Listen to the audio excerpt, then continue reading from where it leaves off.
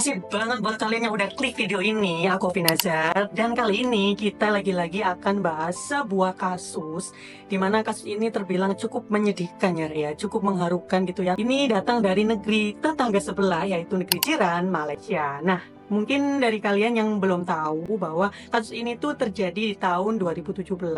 Namun untuk keputusan finalnya itu sebenarnya dilakukan di tahun 2024 kemarin nih, Rek. Kasus ini tuh merupakan salah satu kasus yang menggemparkan Malaysia pada saat itu ya, Rek ya. Bagaimana kelengkapan ceritanya dan bagaimana sih kronologinya? Jadi kita nggak usah lama-lama. So, be serious and be focused. Ini dia kasus kematian Zulfarhan Osman Zulkarnain.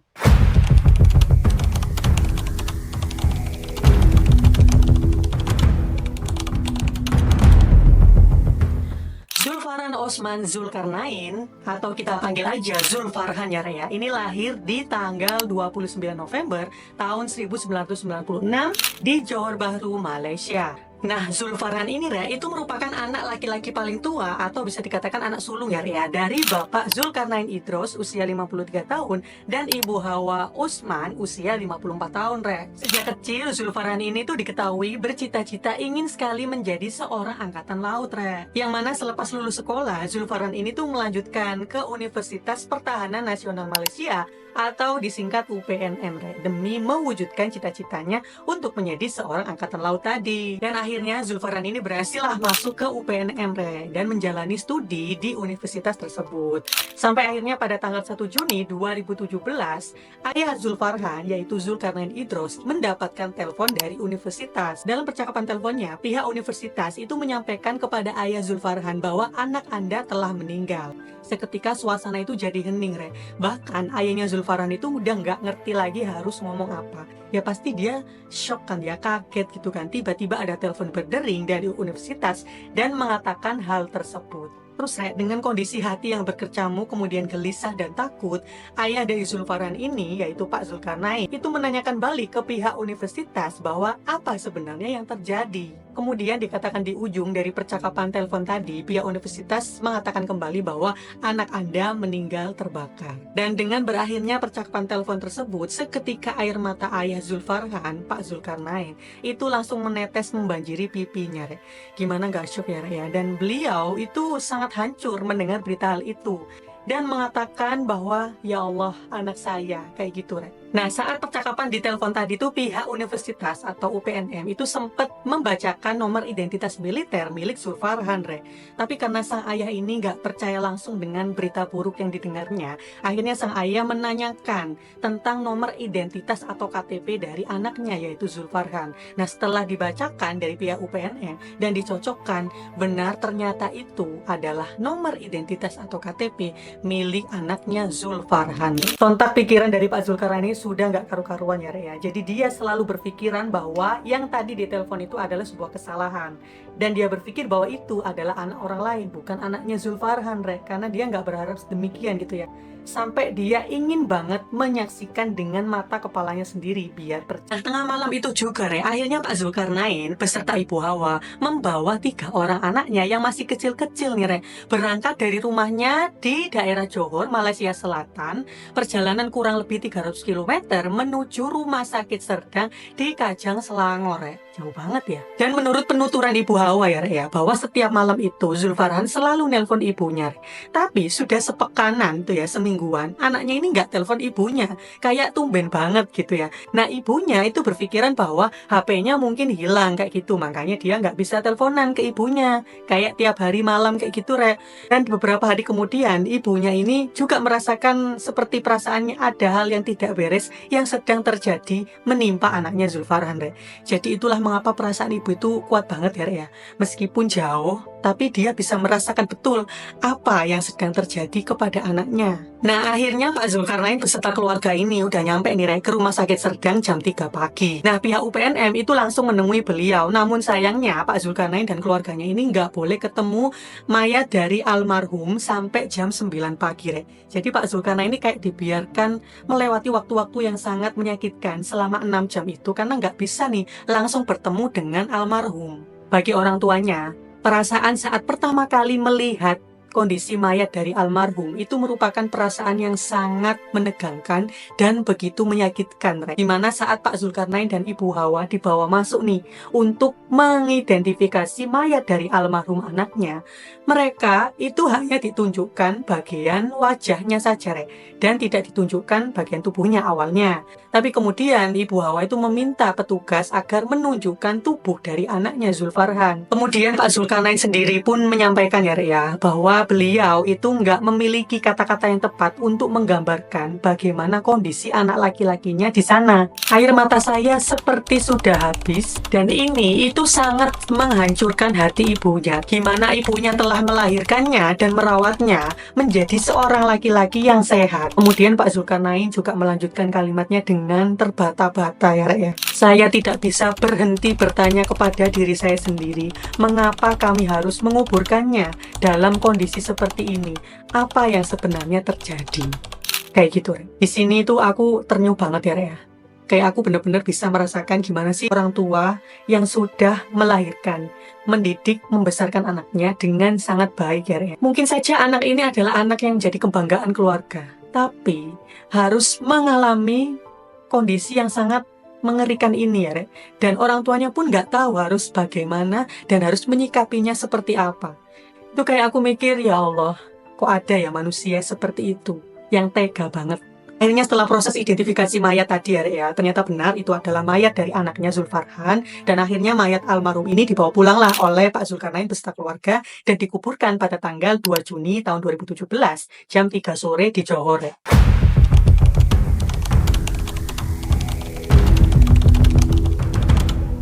Zulfarhan ini telah menjadi korban penyiksaan, Rek, dari teman rekan-rekannya sendiri karena ia telah dituduh mencuri sebuah laptop punya temannya. Nah, untuk penyiksaannya sendiri itu tidak dijelaskan secara mendetail bagaimana kronologinya, tapi yang jelas bahwa penyiksaan ini terjadi selama 2 hari, yaitu tanggal 21 Mei tahun 2017 dan 22 Mei tahun 2017.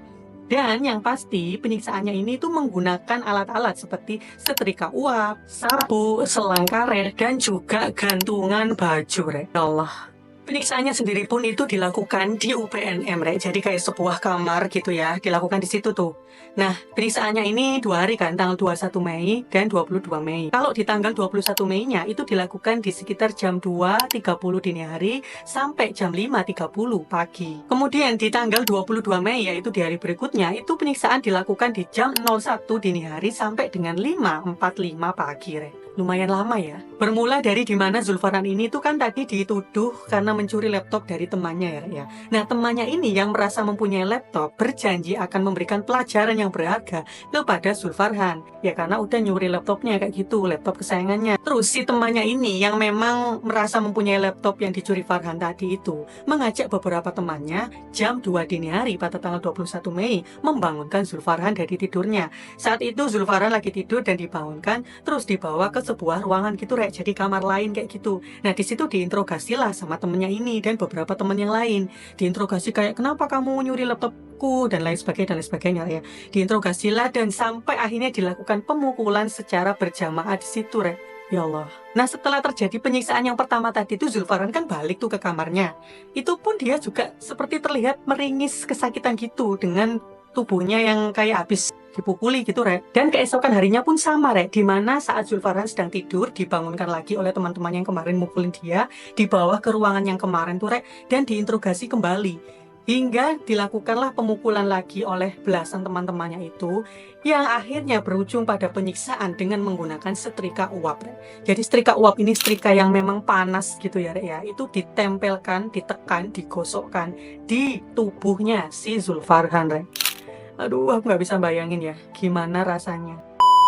Kemudian setelah penyiksaan itu, Rek, ternyata Zulfarhan itu nggak langsung dibawa ke rumah sakit untuk mendapatkan pengobatan atau penanganan gitu ya. Enggak, tapi malah dibiarin aja gitu ya, sama anak-anak yang tadi nyiksain dia gitu kan. Karena mereka ya takut, misalkan ketahuan atasan dan akhirnya mereka dihukum sampai mereka dikeluarkan dari universitas kayak gitu. Nggak kebayang sih ya sakitnya gimana, ya Allah. Dia sudah merasakan betapa sakitnya disiksa tadi, disetrika seperti itu, kemudian dia harus merasakan lagi hari-hari dimana dia nggak dapat penanganan dan perawatan ya, Rek, ya, lukanya tadi itu loh. Ya Allah, speechless ya di sini saya. Posisinya di situ juga ada seorang teman yang tahu nih kondisinya Zulfarhan ya, Rek, ya, yang sangat memprihatinkan dan mengenaskan dengan kondisi luka di sekujur tubuhnya ya, Rek, ya. Hingga dia akhirnya berinisiatif untuk mengirimkan sepucuk surat ke rumah sakit angkatan di situ agar segeralah menolong temannya ini. Karena temannya ini sudah sangat memprihatinkan ya, Rek. Tapi rumah sakitnya itu tidak merespon dari surat temannya Zulfarhan, Rek. Sehingga Zulfarhan tidaklah mendapatkan pertolongan di 7 hari pertama setelah penyiksaan. Sampai akhirnya pada tanggal 27 Mei tahun 2017, sepekan setelah penyiksaan ya, Rek, ya. Tadi aku bilang, jadi semingguan gitulah ya.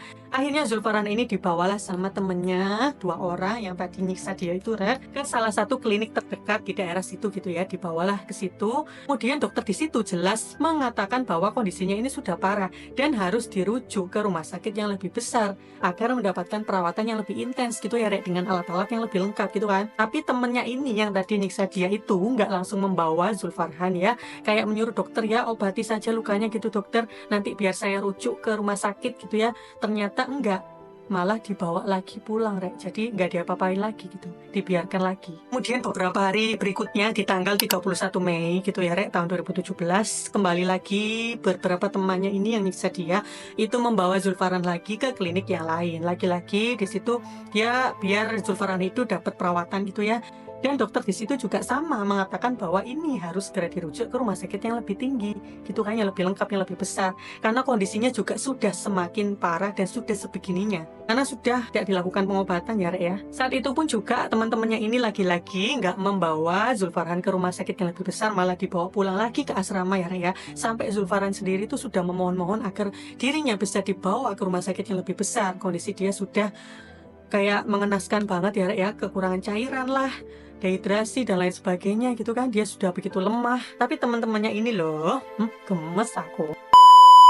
Barulah pada tanggal 1 Juni 2017 ya, Rek, ya, sekitar 11 hari dari penyiksaan tadi ya, Rek, ya, Zulfarhan ini diantarkanlah ke rumah sakit Serdang karena kondisinya sudah lemah dan sangat memprihatinkan.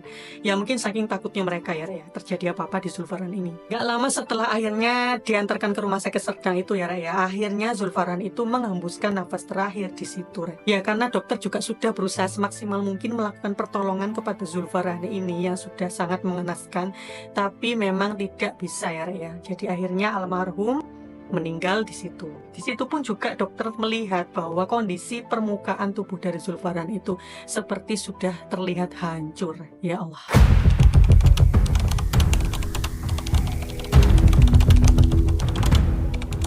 Oke, untuk hasil otopsinya sendiri ini aku akan bacakan ke kalian ya, Rek, ya. Jadi simak baik-baik. Di mana di bagian bahu itu ada luka bakar mengering dan bergerak ukuran 7 kali 4 cm. Kemudian di bagian dada agak ke bawah itu ada luka bakar di tengah kiri dan kanan kering dan bergerak ukuran 9 kali 5 cm.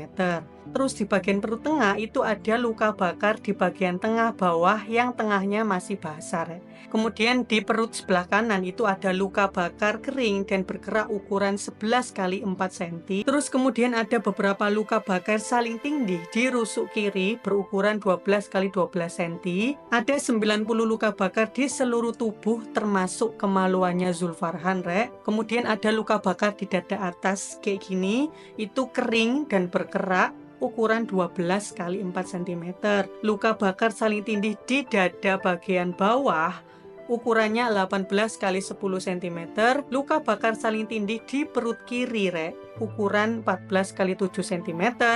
Luka bakar tengah terlihat otot dan basah ukuran 9 kali 3 cm. Luka bakar di dada dan perut kiri kering dan bergerak ukuran 6 kali 4 cm. Dan luka bakar saling tindih di lengan depan kiri atas ya, Rek, ya, berukuran 8 kali 9 cm. Ya Allah. Diketahui, Rek, bahwa seluruh luka bakarnya ini yang ada di tubuh Zulfarhan itu menutupi 80% dari bagian permukaan kulit tubuh Zulfarhan. Kemudian 29 dari 90 luka bakar itu ya, berarti sekitar 32%. itu merupakan luka bakar grade 3, jadi yang parah kayak gitu. Sedangkan 3%-nya itu merupakan luka bakar tingkat 1 yang ringan kayak gitu ya kategorinya. Kemudian jika melihat pola dan bekas luka dari luka bakarnya Zulfarhan tersebut, dapat dipastikan bahwa luka itu didapat dari sebuah benda panas menyerupai setrika. Nah, luka bakar yang sudah sedemikian parah ini ya, akhirnya menyebabkanlah yang namanya infeksi bakteri, kemudian dehidrasi, kekuranganlah cairan elektrolit, dan kerusakan organ-organ vital. Mix banget dengan bagaimana perasaan orang tuanya melihat tubuh almarhum ya, yang sudah sebegitunya. Ya Allah, luka bakarnya udah kayak gitu, Masya Allah.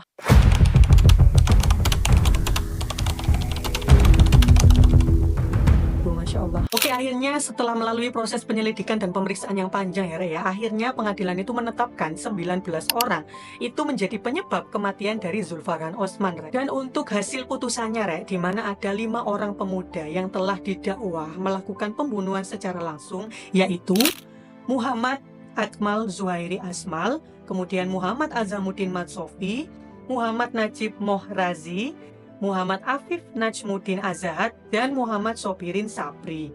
Itu 5 orang ini didakwa atas pembunuhan langsung terhadap almarhum Zulfarhan ya. Dan ada satu pemuda yang didakwa ikut bersekongkol atas pembunuhan almarhum Zulfarhan. Jadi dia ikut-ikutan gitu dari 5 orang yang menjadi pembunuh langsung almarhum. Sedangkan untuk 13 pemuda lainnya itu didakwa telah menyebabkan luka-luka bakar di tubuh almarhum Zulfarhan, dan jika terbukti benar bahwa mereka telah melakukan hal demikian, maka mereka akan dijatuhi hukuman 7 tahun penjara. Nah, akhirnya para terdakwa semuanya itu kan menjalani hukuman kurungan penjara gitu ya, hingga sampai tanggal 24 Juli tahun 2024 kemarin nih, itu Hakim Hadariat Syed Ismail membatalkan putusan dari Pengadilan Tinggi Kuala Lumpur yang menetapkan 18 tahun hukuman penjara bagi pelaku utama yang 6 orang tadi itu loh, dan digantilah dengan diterapkannya hukuman sesuai pasal KUHP nomor 302 ya, di mana pelaku-pelaku ini akan dihukum mati dengan cara digantung. Dan dengan keputusan final dari Hakim Nadaria ini, Pak Zulkarnain juga Ibu Hawa itu sangat senang dan bahagia sampai mereka itu sujud syukur di depan pintu pengadilan gitu ya,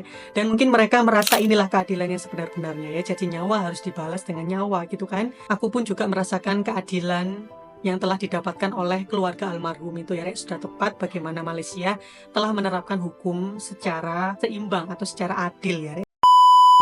Nah, itulah kisah dari almarhum Zulfarhan Osman Zulkarnain, di mana kisahnya begitu menyedihkan, memilukan, dan ini memang sempat menjadi kisah yang sangat menggemparkan di Malaysia pada saat itu ya. Aku nggak intinya juga mengingatkan kalian berkali-kali, bagi kalian yang mungkin mempunyai kisah baik horor ataupun insiden tragedi ya, kalian bisa kirimin email ke email aku yang ini nih.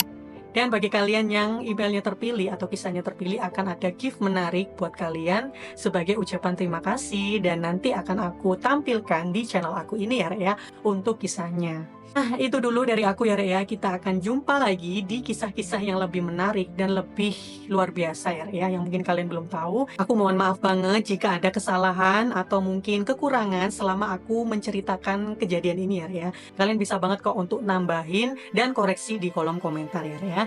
Segitu dulu dari aku, dan bye-bye, sampai jumpa lagi.